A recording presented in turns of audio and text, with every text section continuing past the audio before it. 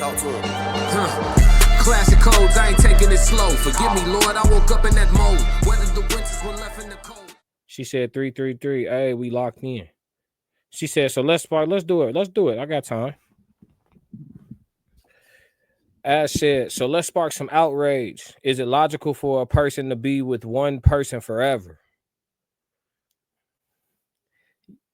You on that's that bullshit right there. Yeah. You on trouble today. All right, so let's do it. Is it logical for a person to be with one person forever? See, okay. I'm gonna answer it like this. I think that it's logical to do so. It's illogical to believe that it's going to be normal to do so sin-free. That's what I believe, that it's illogical. And I think that's why the vows were created. Because the understanding that the flesh is weak and that men, as in mankind, both men and women, are prone to sin. And so you're going to have to withstand something. Some marriages don't have infidelity issues at all, but they have other things they deal with. And that's why those vows are important for those that get married and take those vows. That's why they're so important. You got to persist through something. But do I think that it's logical for a person to be with one person forever? Yeah, I think there's logic in it. It just depends on what your logic is in alignment with.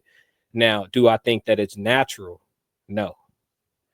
I believe that women, if we just follow nature, right? So now I'm not speaking from my opinion. I'm speaking from my understanding of our bodies and our spirituality, right?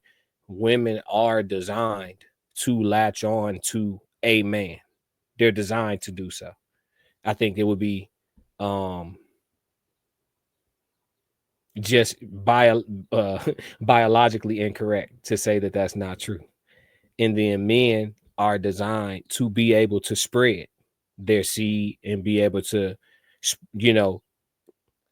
populate their pride or their tribe or their community at once. They can have 4 women bearing children at once, right? They can do that. We're designed like that. Does it mean that it's ideal for all societies to operate in that capacity? No.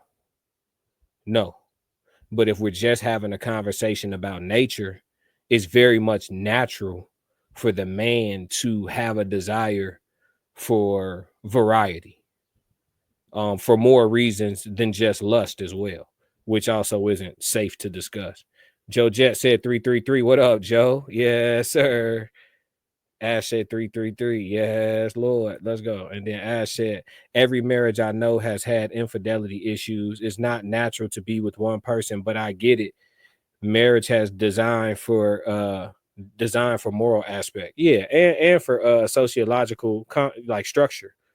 You know what I mean? It has that for structure too. But yeah, you're absolutely right. But you touched on what I said. The difference between, is it logical and is it natural, right?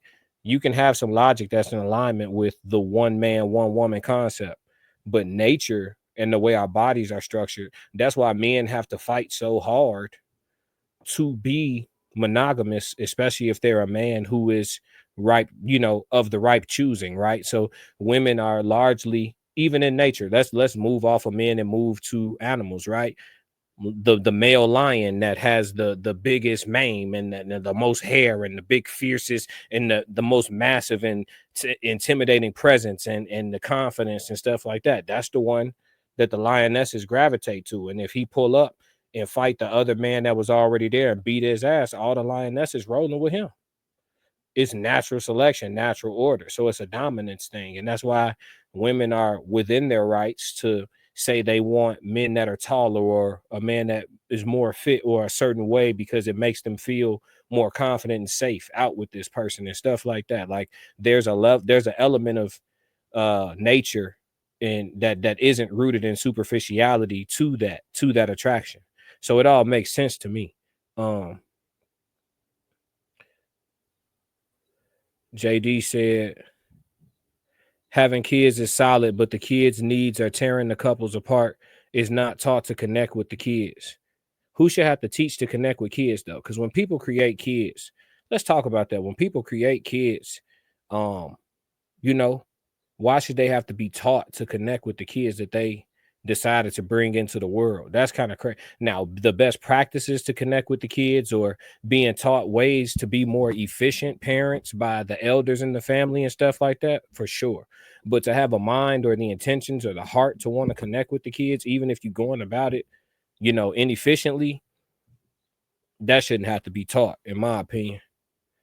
Let's see. I'm trying to keep up with the chat. JD says, logic is never the best thing for figuring out your partner's reasoning, seasoning. You're not a mind reader. If couples would open up from time to time, so hall pass, in parentheses, we could see what they, what does it say? Let me scroll down. We could see what they can take. Okay. To connect with each other with the kids. Okay. Yeah, I don't know about the hall pass thing though. I think that understanding reality, I think that understanding boundaries, and I also think that understanding,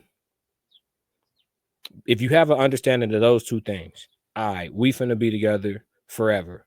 I don't plan on doing nothing crazy, but I don't know how I'm gonna feel in 15 years. Respect. Okay. She says the same. I don't plan on doing anything outside of this. I don't know how I'm gonna feel in 13 years. You know what I mean? On a random Wednesday night after happy hour. You get what I'm saying? So we don't know what's to come, right? But y'all signing up for life with each other. So off rip, you need to be coming in the door with some grace. Off rip. Because you're not gonna be perfect, and you're not infallible, and vice versa. So I think that we got to get back to thinking realistically if people gonna start sustaining their relationships. Because like a lot of times when people explain what their irreconcilable differences were, the shit be reconcilable as hell. And then the baby's dealing with it. Ash says sometimes kids bring the parents closer, especially when it comes to discipline. For sure. I think kids are a good way for a man who don't have no nuts in his house. Like, you know, he's having a hard time. His woman kind of runs the house and he has a desire, because there's no man in that position that enjoys it, at least not that I know of. They kind of want to get their respect. But oftentimes once you dealing with a woman who doesn't respect you, but y'all locked in for whatever reason, because why would a woman be locked in with you if she doesn't respect you? But it happens. But if you're a man who's voiceless in this house or don't have no balls in this house, I think a good way to earn your woman's respect or to gain it, and for her to start kind of wanting to be more submissive to you and listen to you, is her watching you deal with your kids.